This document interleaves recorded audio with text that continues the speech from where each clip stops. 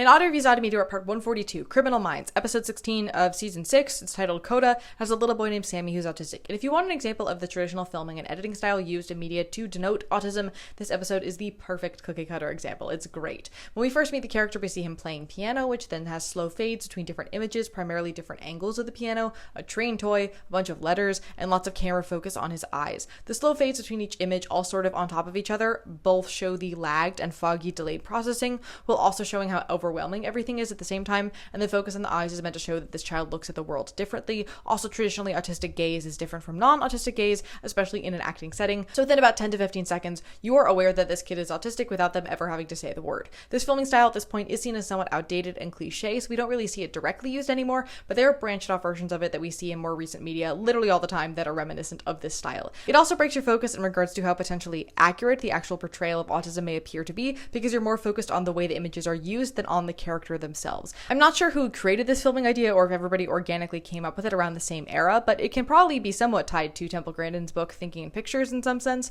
And particularly this episode came out almost exactly a year after the Temple Grandin film, and it is clearly inspired by it. Not just the filming style, but also the narrative emphasis that the character sees the world through images, and that's his language, and so they have to communicate with him via pictures. Overall, I was very impressed with how they handled this character given when it came out. He's treated with a lot of empathy, and Reed specifically worked to connect with him and work with his needs instead of being frustrated with them. And yes, some of the language and commentary in the episode is really outdated, but it was somewhat progressive for when it was made, and I think bar casting an actually autistic person, but again, this is made before people thought that was really an option. They did a really good job. So good work, Criminal Minds.